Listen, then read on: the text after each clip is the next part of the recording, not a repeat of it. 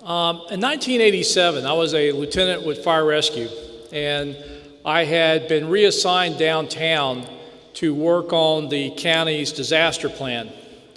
And as part of that, I ended up moving full-time into something called emergency management. It's kind of this new thing. We used to call it civil defense. And some of the first people that came knocking on my door was the Gainesville Amateur Radio Society, GARS. There was a gentleman that was part of GARS, still is, W4TKE, Walt Johnson. And Walt was talking to me about the role of amateur radio and how, as ARIES, they supported disaster response, they worked with Red Cross, and the last guys that were there weren't real user-friendly. And so they started showing me what amateur radio could do and how it was part of a backup communication system. So that was really where it got started. I started pretty much when it came to amateur radio, really looking at it as a resource, primarily emergency services, but also public service in general. And I had some experiences that reinforced that. As we got more advanced with technology, I think government began to see amateur radio less and less as a viable or critical part of emergency communications until it breaks. And we had a situation in Alachua County in Gainesville, Florida, where it was a hub and spoke radio system. All of the dispatch for all of the volunteer fire departments and all the paid departments occurred in the city of Gainesville. And we had remotes going out across the county to repeater sites, primarily VHF and UHF. We had pretty good coverage. You could walk around with a 5-watt handy-talkie and hit the repeaters anywhere on the county radio frequencies. Centralized 911 system, calls came in, got dispatched, toned out to the fire stations got dispatched, talked to dispatch, responded. System worked every day until somebody cut a cable. And the cable went to the primary public safety answering point, the PSAP. That's where all your 911 calls are routed. Now you're supposed to have a backup to that system that automatically rolls over to the backup site if you lose the primary. It didn't roll over. And then the generator had a transfer switch that was supposed to automatically switch when the power went off. You went onto the uninterruptible power supply, the UPS. The transfer switch put you on the generator, and it wasn't even supposed to flicker until the switch actually went about halfway and stuck. Now, of course, in the comm center, you don't realize this because you're on UPS. But the UPS was never designed to carry the full thing at power while you're operating normally. So all of a sudden, it started to go down. Now this took about 5 minutes to go from everything's working normal to you cannot answer a 911 call and you cannot dispatch or talk to anybody because all of your transmitters just went dark because you're connected to them by phone lines that have no power. And you have no connectivity.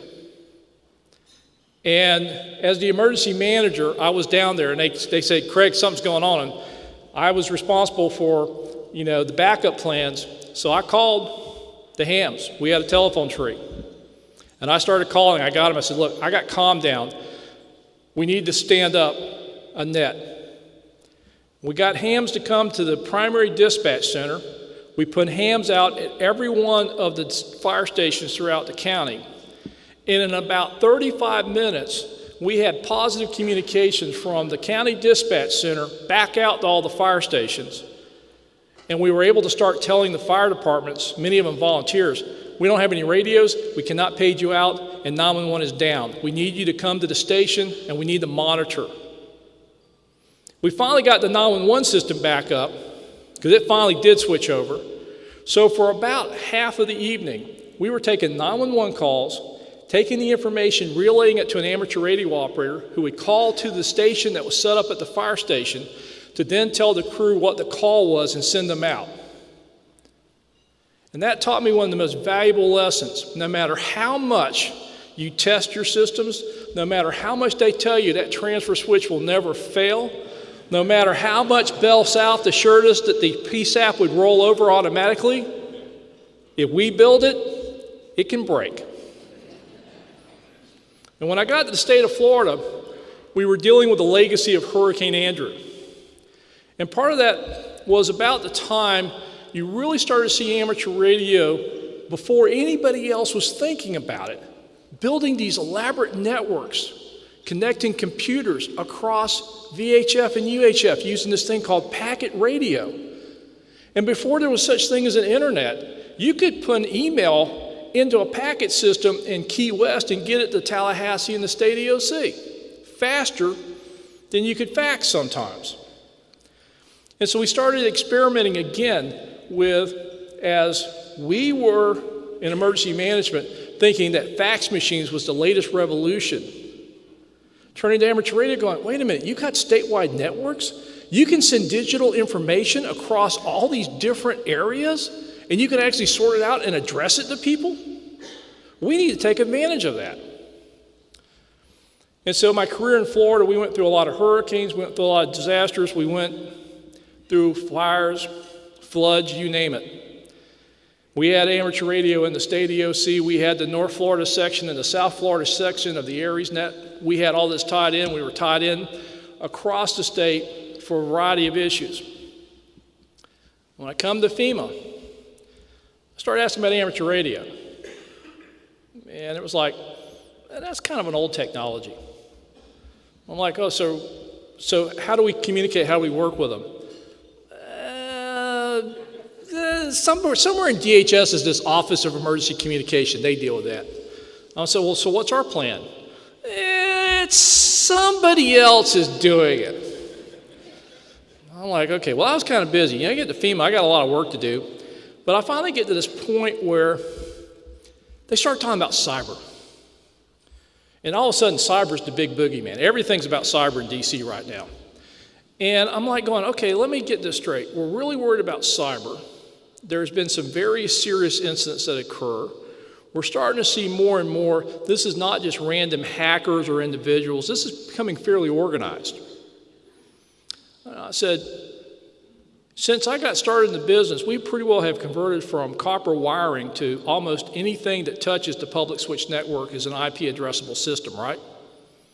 So I said, if our systems are becoming increasingly IP addressable systems running over these networks, and you think cyber is a big problem, what's your backup?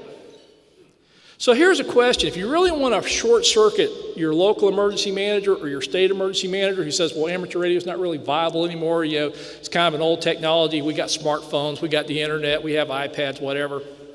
Ask them this. Can you communicate across your jurisdiction or across your state without touching the public switch network? And they'll whip out their satellite phones. And I'm like going, you do know that goes backhauls over the public switch network. Oh. Well, we got this 800 megahertz system that was sold to us by one of those brand names out there that we bonded out our children's future to pay for. Well, how's that working when the computers don't work? Oh. Well, we got all of our handy talkies and everything else. I said, yeah, and how many of you actually sit at your transmitter site? Oh.